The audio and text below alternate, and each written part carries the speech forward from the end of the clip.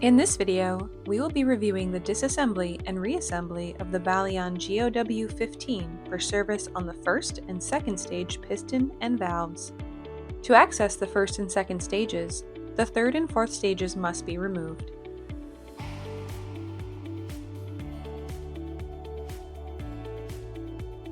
Remove the bolts from the fan cover using a 14mm wrench. There are 6 bolts to remove.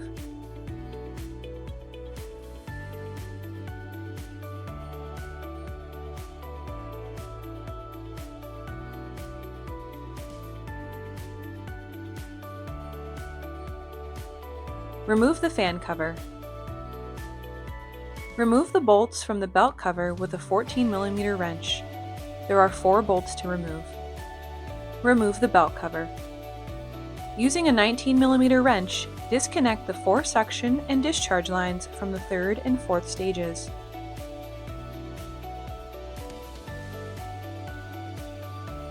Cover all open ends of the recently disconnected piping fittings with painter's tape or a clean glove to avoid contaminating the oxygen lines. Additional cooling loop connections may need to be disconnected or loosened to allow for easier removal of the cylinder housing. Be sure to cover all openings with painter's tape. Using an 18mm wrench, remove the 4 nuts that hold the fourth stage piston housing. You may need an extender to access all of the bolts. Remove the fourth stage housing and place it on a clean work surface. Cover the now exposed first stage opening with a lint-free towel to protect from debris entering the piston. Repeat this process for the third stage.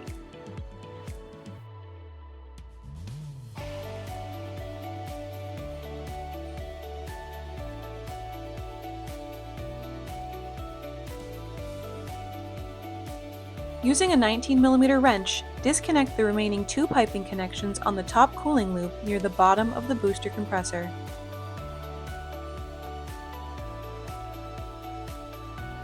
Remove the valve spacer holding the cooling loop in place with a 14mm wrench.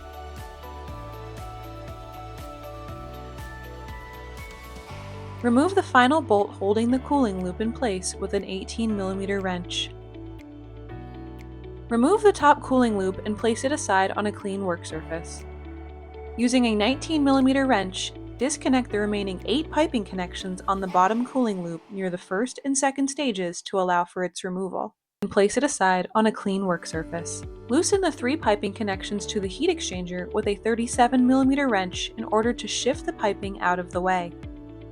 Rotate pipes 90 degrees to access the lower stages. Remove the 8 nuts that hold the first and second stage piston housings using an 18mm wrench. Remove the 2 cylinder stage spacers along with the first and second stage cylinder housings.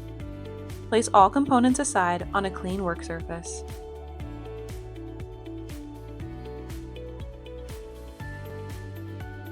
When handling the oxygen-clean components of the booster compressor, don a pair of powder-free gloves. To make sure the cylinders are aligned properly during reassembly, level the cylinders with the base plate and use a marker to draw across the surface. Remove the 8 threaded rods from the piston sleeve.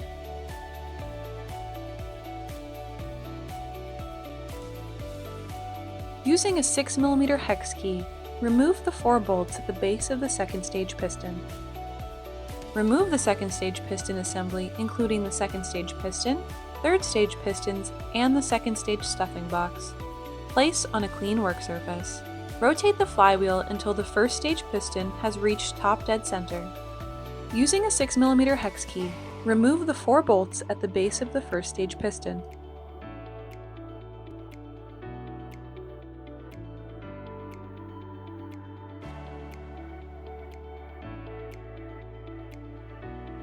Next, remove the first stage piston assembly, including the first stage piston and the first stage stuffing box.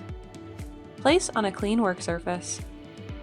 Using 2 18mm wrenches, remove the bottom nut from the connecting rod.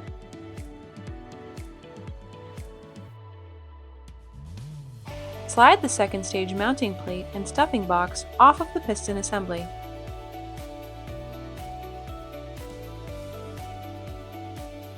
Using a 10mm socket wrench, remove the 4 bolts that attach the stuffing box. Alternate diagonally.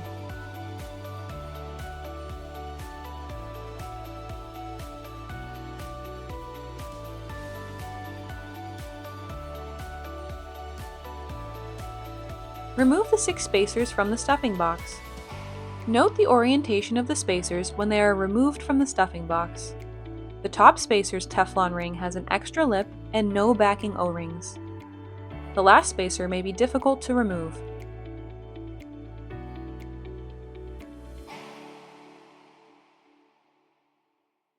Using a plastic drift or spudger, remove the Teflon ring and 2 backing O-rings from each spacer.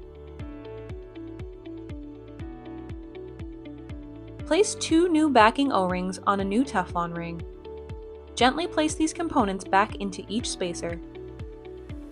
For the top spacer, remember to only use a new Teflon ring.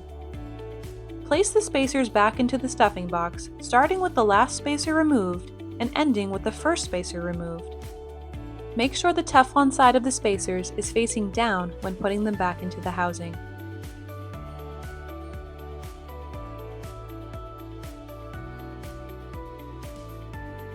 Using a 10mm socket wrench, reattach the stuffing box cover with the 4 bolts, alternating diagonally to ensure even pressure. Screw the protective sleeve tool onto the 2nd and 3rd stage connecting rods. This tool is designed to assist with reassembly, but it is not required. Slide the stuffing box back onto the connecting rod and remove the protective sleeve tool.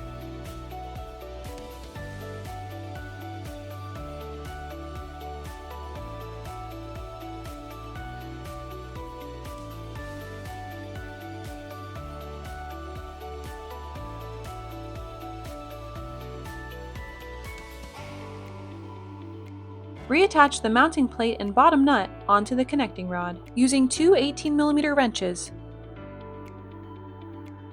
Repeat this process for the first stage stuffing box on the other piston.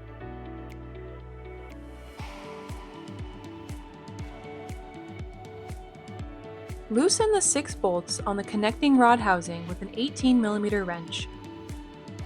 Place the 6 bolts with their corresponding split and flat washers aside on a clean work surface.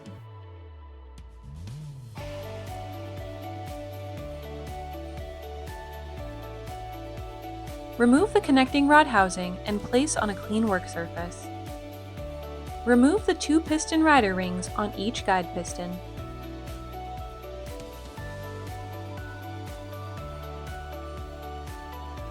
Using a large flathead screwdriver, remove the Teflon plug.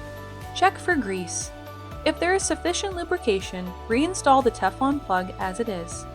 If there is not sufficient lubrication, apply additional grease before reinstalling.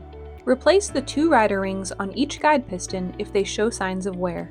Slide the connecting rod housing back over the 2 guide pistons. Secure the connecting rod housing by placing, in order, a flat washer, lock washer, and bolt on each of the 6 available spaces.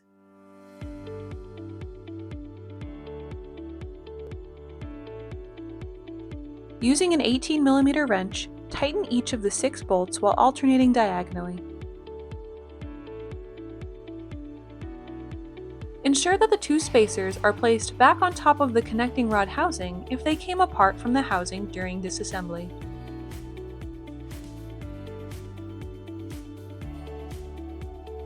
To service the first stage piston, you will need to replace all 14 rings set into the piston.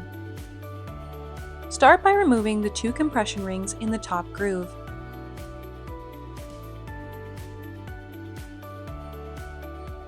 Next, remove the 2 backing O-rings behind the top groove compression rings using a pick.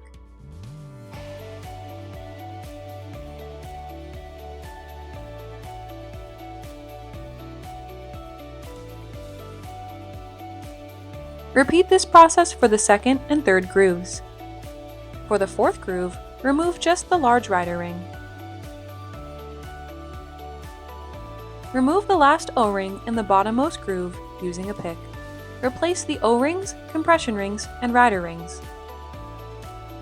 Coat each O-ring in a thin layer of Krytox before rolling it onto the piston until it reaches its intended groove. Avoid bending or deforming the ring. You may find it easier to use a smooth pick to guide the O-rings.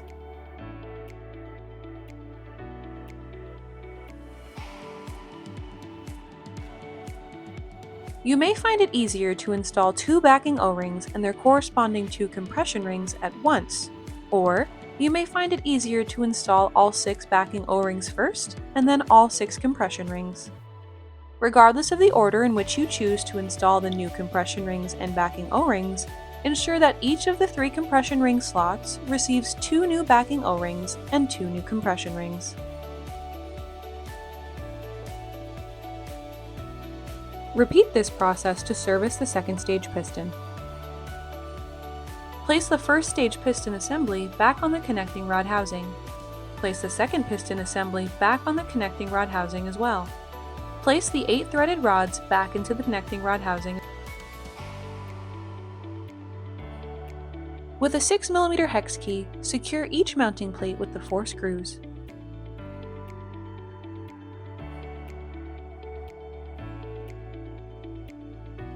Remember to rotate to top dead center using the flywheel before screwing down each piston assembly.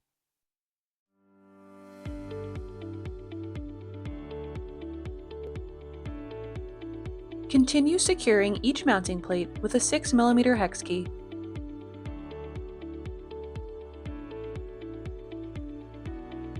To service the first stage valve housing, use an 18mm socket wrench to remove the 4 bolts on the suction side valve cover.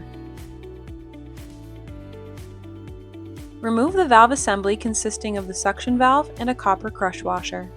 During service, all crush washers are replaced. Replace any other component in the valve assembly showing signs of damage. Repeat these steps on the discharge side of the first stage.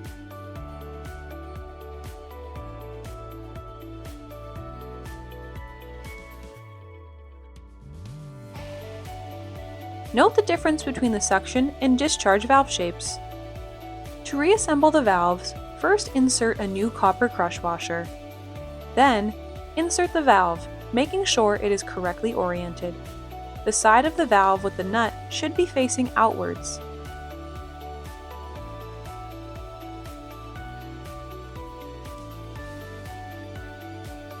To complete the service of this side of the cylinder head, reattach the valve cover plate with the 4 bolts and an 18mm wrench.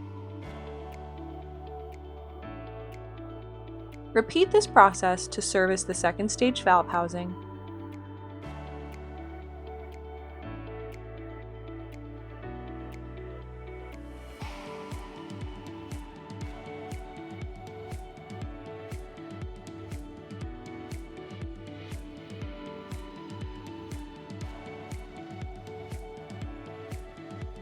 Reinstall the first and second stage housings.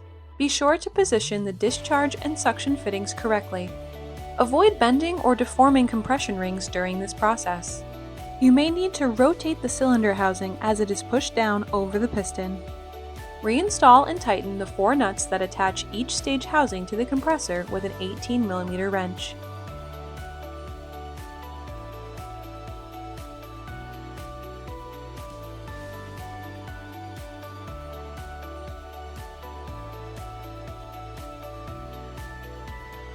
Place the first and second stage spacers back on top of each stage housing. Reinstall the third and fourth stage housings.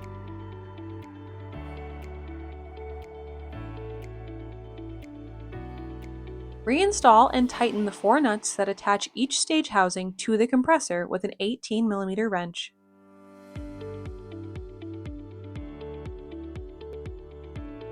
Remove the tape and reattach the 3 heat exchanger pipes to the booster compressor.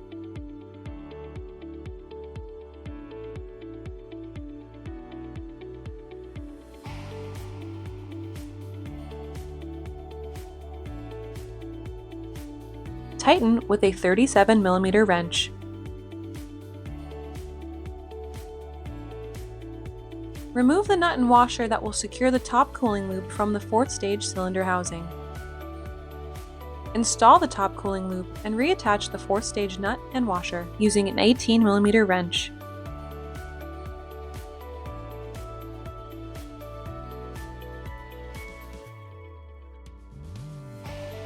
Remove the tape and reconnect the 8 lines on the bottom cooling loop piping.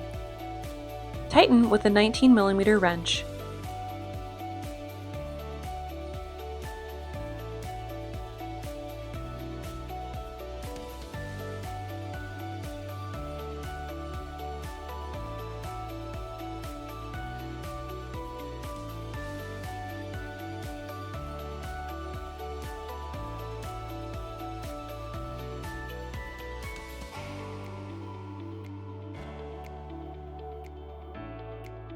Using an 18mm wrench, remove the nut and washer on the 4th stage cylinder housing that will secure the top cooling loop.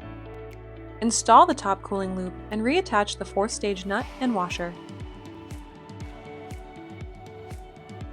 Remove the tape and reconnect the 8 lines on the top cooling loop using a 19mm wrench.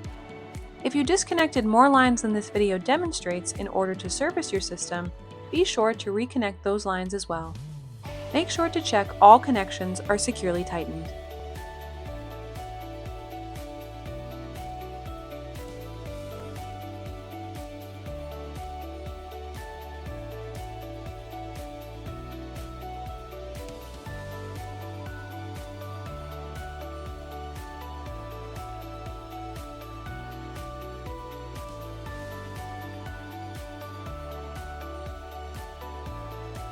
Reattach the belt cover. Using a 14mm wrench, tighten the 4 bolts. Finally, reattach the fan box cover.